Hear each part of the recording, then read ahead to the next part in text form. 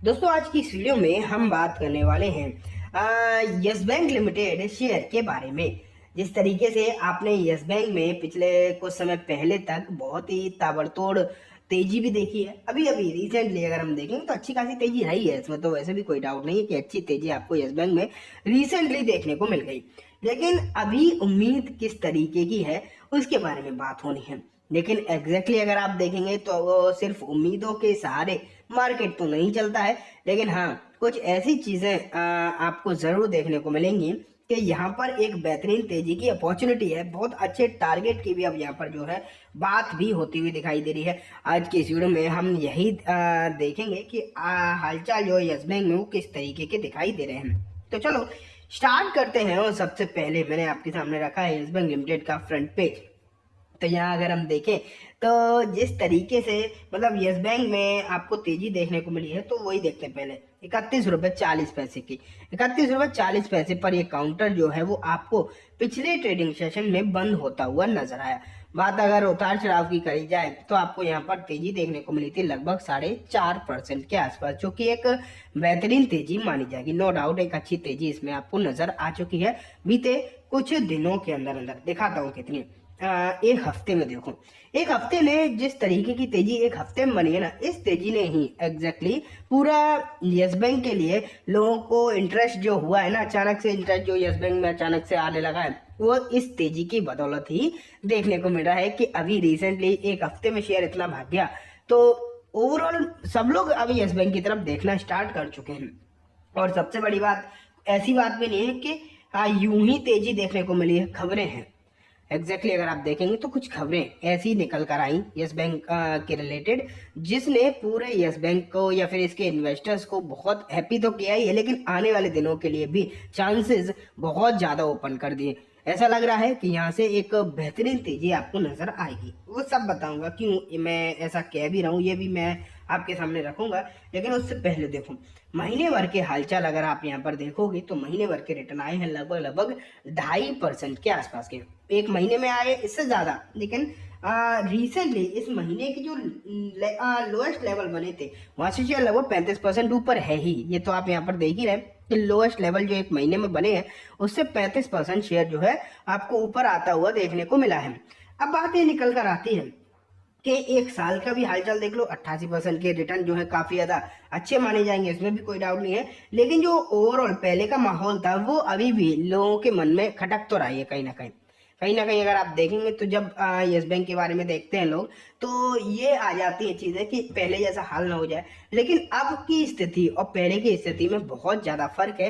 ये एक इम्पॉर्टेंट बात है। अगर आप इसे देखते हैं सोचते हैं तो डेफिनेटली एक इम्पॉर्टेंट बात है कि अब पहले जैसी स्थिति नहीं है। अब स्थिति जो है पहले के कंपैरिजन में काफी ज्यादा बदल गई है। अब सिचुएशन पहले के हिसाब से काफी बेटर है। मैं आपको अगर बताऊं कि यस बैंक में अगर आप एक मतलब नॉर्मल तरीके से भी सोचें कि यस बैंक में पहले क्या हुआ था, दिक्कतें जो भी देखने को मिली थी, मैं ये नहीं बता रहा आपको क्या दिक्कतें देखने को मिली थी, लेकिन आप ये देखिए कि यस बैंक में जो पहले प्रॉब्लम्स थी वो प्रॉब्लम्स जब बढ़ी तो उसे जब यस बैंक क्रैश भी कर गया, अगर आप देखते हैं तो ये कंप्लीटली क्रैश कर गया था। तो बचाने के लिए भारत के कुछ दिग्गज बैंक सामने आए। हालांकि इन्वेस्टर्स जो अच्छे खासे जो उसमें पैसे पहले लगा चुके थे, डेफिनेटली उन्हें तो तगड़ा नुकसान हुआ है। अभी भी शेयर कहाँ ही रिकवर हुआ है, उतना रिकवर तो नहीं हुआ। लेकिन अब अपॉर्चुनिटी पहले के हिसाब से बेटर है, क्योंकि पहले शेयर काफी ज्यादा ऊपर था। अब शेयर रिसेंटली ऊपर तो आया है लेकिन उतना ऊपर तो नहीं आया कि यहाँ से और अच्छा ग्रो नहीं कर पाएगा। डेफिनेटली यहाँ से पूरी पूरी पोटेंशियल है। अब हो क्या रहा है कि आप ना इसमें करंट इन्वेस्टर देखो। देखो शेयर होल्डिंग पैटर्न रखा है मैंने आपके सामने। यहाँ पर कोई प्रमोटर होल्डिंग है ही नहीं। प्रमोटर होल्डिंग अगर आप देखोगे तो जीरो, मतलब प्रमोटर इसमें फिलहाल आप किसी को नहीं मान सकते।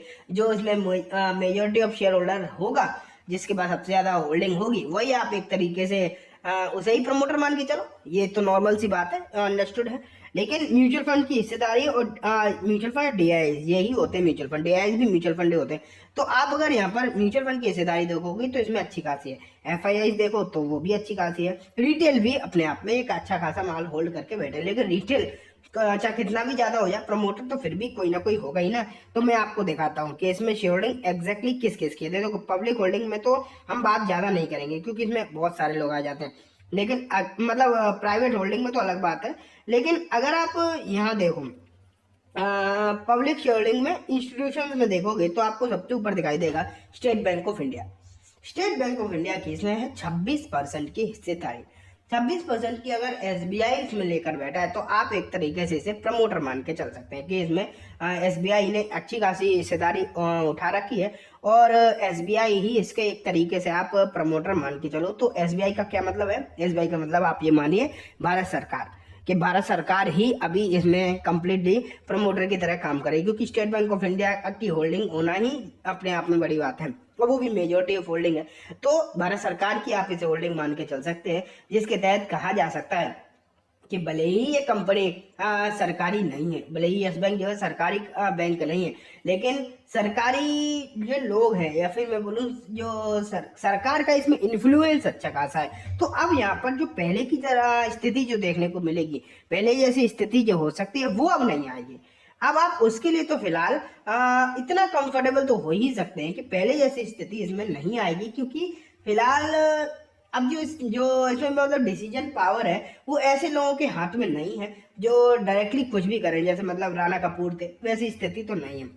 और साथ में अगर हम इस होल्डिंग के बाद की बात करें, फिर देखो इसमें और भी होल्डिंग है, एलआईसी की भी है, ये भी सरकार है, सरकारी कंपनी है। फिर प्राइवेट कंपनी में भी अगर हम देखते तो HDFC bank, ICICI, axis, Kotak, IDFC. तो ओवरऑल अगर आप यहाँ पर देखोगे तो जिस तरीके की आपको इसमें शेयरहोल्डिंग दिखाई दे रही है वो शेयरहोल्डिंग अपने आप में ही, वो शेयरहोल्डिंग जो है अपने आप में एक कंफर्ट लेकर आती है। तो पहले जैसी स्थिति आने की चांसेस तो अब इसमें नहीं है, सुधार के ही चांसेस है। और अगर यहाँ से यस बैंक में सुधार होता है, जिसके चांसेस भी हैं, क्योंकि अभी शेयरहोल्डिंग इसमें और बदलेगा, अभी ना शेयरहोल्डिंग पैटर्न में बदलाव नजर आएगा।